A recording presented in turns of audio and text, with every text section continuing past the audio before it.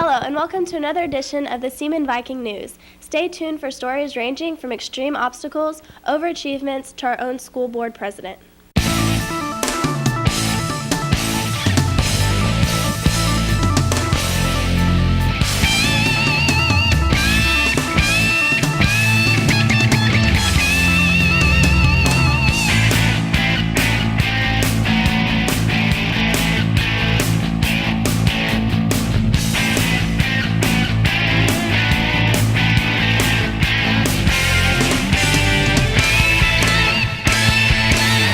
Have you ever wondered what it would be like to come to America as an immigrant? Seaman students have been able to see this process firsthand with our new Chinese students. We sent Stephanie Allen to get the inside story. Have you ever wondered what it would be like to switch schools?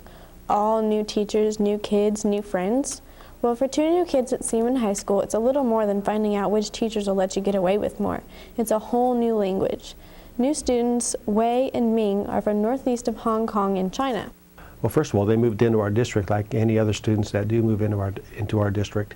And once we realized that they were coming and that they had limited English abilities, we needed to find an adult to work with them, and that's what we did. Angela Buthart's been hired by the district as a translator to help Wei and Ming learn English at their own pace. So where did you come from and how long have you been here? China, about 7 months, 8 months. Okay, well, they're enrolled in, we tried to match their schedule as closely as we could from what they had at Shawnee Mission Northwest. And they had some ESL classes there, and we tried to do something parallel to that here.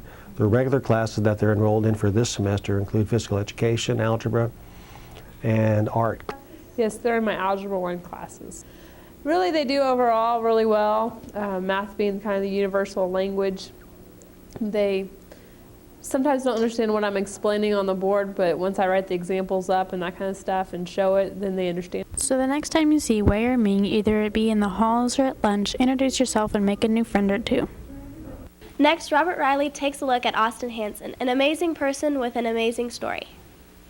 Sons will go into the backyard and play a little catch, but for Austin Hansen and his stepdad, Gary Bearclaw, that's not quite possible, so they step into Austin's backyard, the bocce court.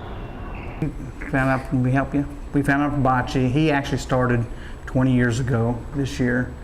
A school teacher he had at the Capra Foundation at the time he attended there had gone down to Texas and saw it, brought it back in addition to her students. Bocce is a game in which one tries to get their ball closer to the white ball than their opponents in order to score points. Austin is really taking a liking to the sport. Gives him goals and opportunity to excel in something that he's good at. There's not too many, let me help a little bit, there's not too many things that disable people, especially as severe as his, that's there's things to do for activity or competition-wise, either one. Yes, Austin is very active in bocce competition, and it happens to be that he's very ambitious about it.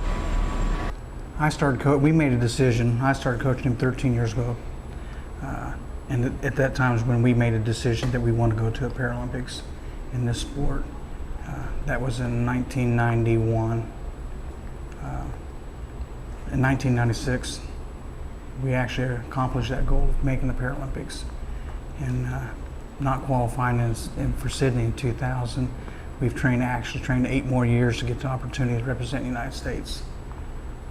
Now, to represent the U.S. in the Paralympics, you have to be good, right? Oh yeah, he's good. Austin has currently won 8 national championships in the last 8 years. 4 in pairs, 4 as an individual. He's been #1 ranked in the country for the past 8 years. Austin has acquired numerous accolades over the years, yet he's only getting better. I know over the last 8 years that we've been on the U.S. team together, this is the best Austin's ever played. Is he at that level? He's at that level. He's playing good enough he could win a medal. Any Olympic medal is well within Austin's grasp, but he wants nothing less than something as golden as McDonald's arches.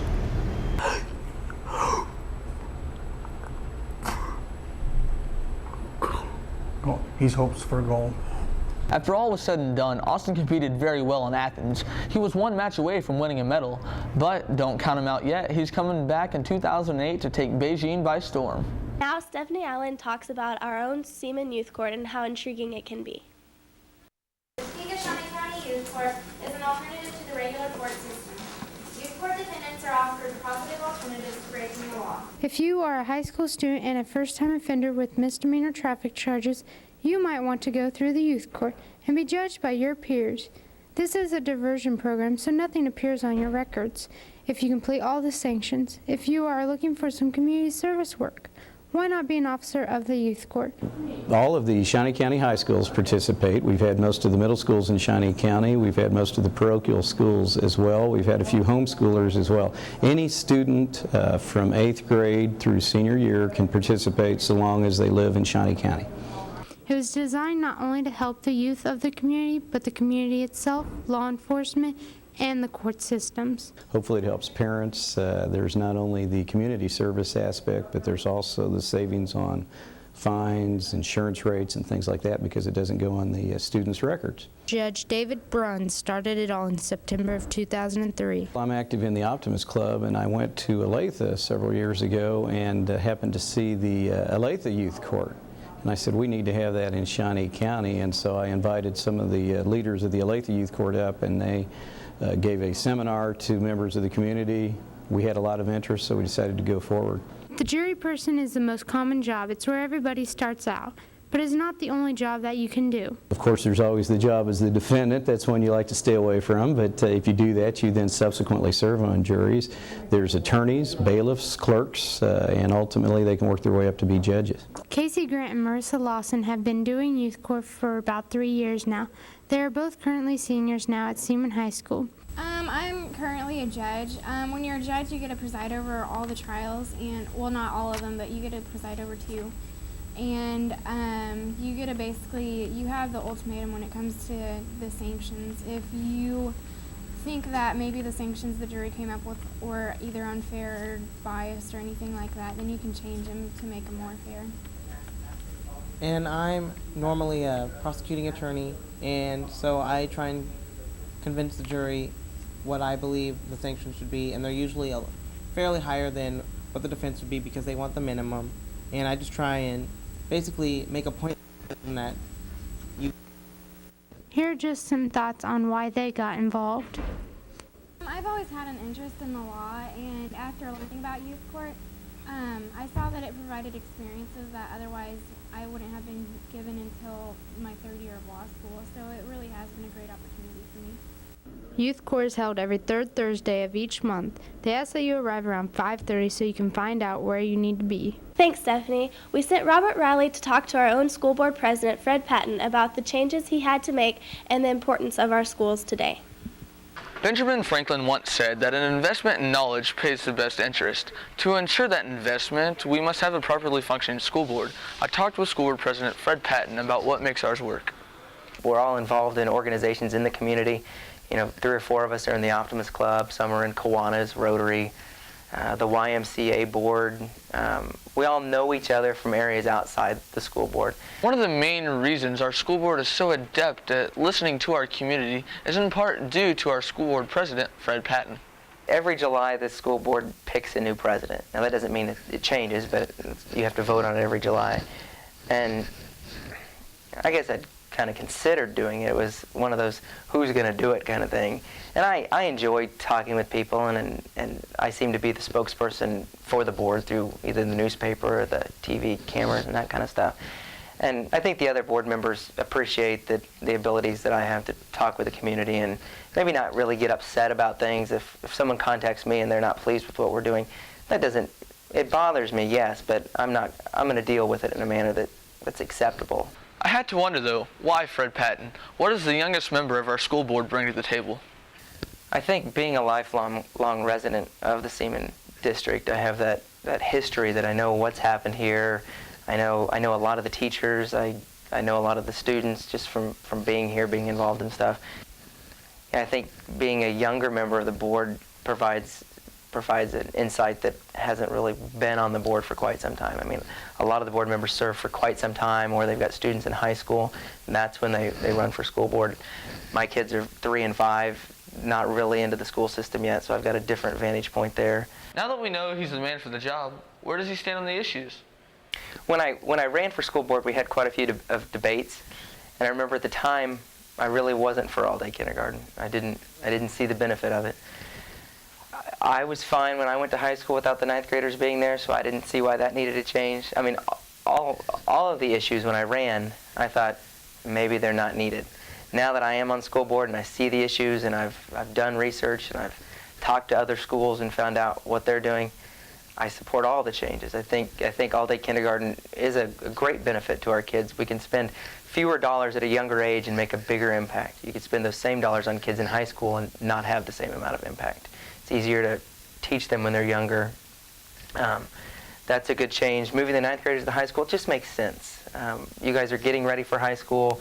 You don't realize that when you're in 9th grade. You don't know that these courses are counting, that these activities are important. When you get to high school, you do. And I think by having you there a year sooner, it gets you ready for college. The other changes kind of all just fall into place. The combining of the junior highs, that was an issue we didn't even really consider until it just kind of happened. It made sense in the plan we put together. So again, overall, I support the changes, and I think before long, you're going to see those changes made in some respects. With such changes and an ambitious school board and president, we are able to ensure the investment of knowledge for generations to come. Seaman held its first SHARP Assembly to award those students who strive for excellence. Let's take a look. The SHARP Assembly began with the Seaman Viking drumline playing our fight song as students came to the auditorium to try and find a seat.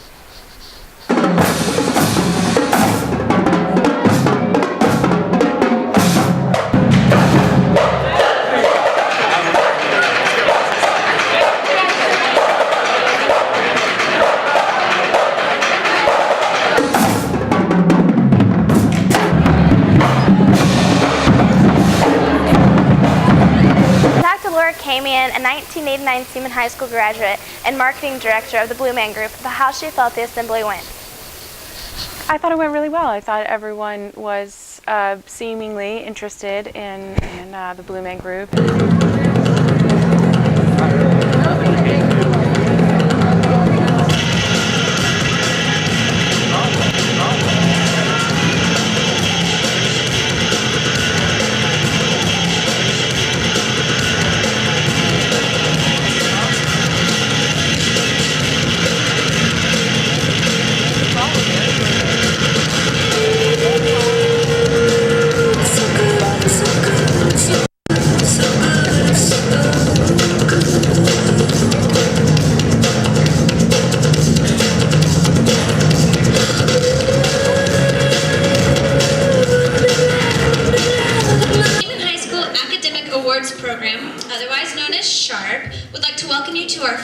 SHARP Assembly.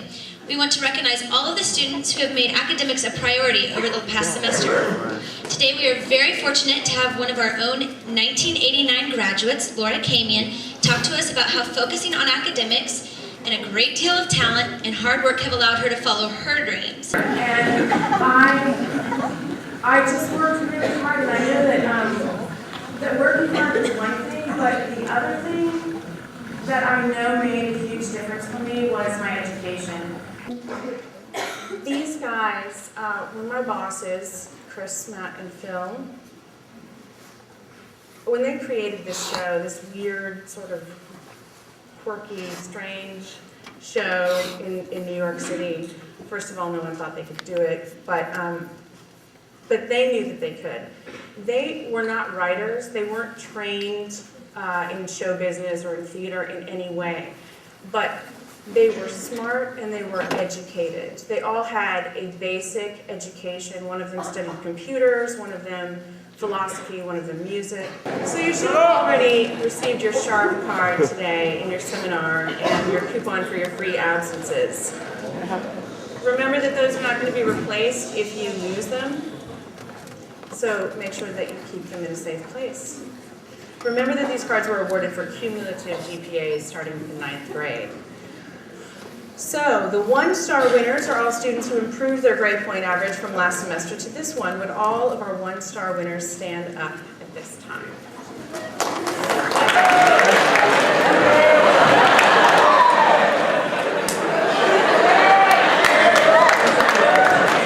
The two-star winners are all those with a cumulative GPA of 3.0 to 3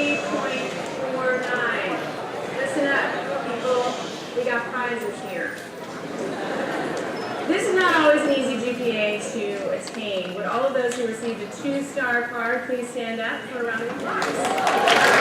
And a Blue Man Rock Concert DVD. Will all of the 3-star winners please stand up for a round of applause. Here are your guitar picks in an array of colors.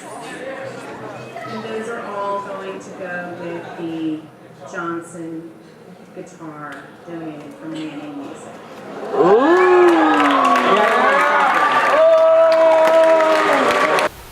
The first SHARP program was a huge success, and students saw that working hard really does pay off. We foresee great things in the future with this program.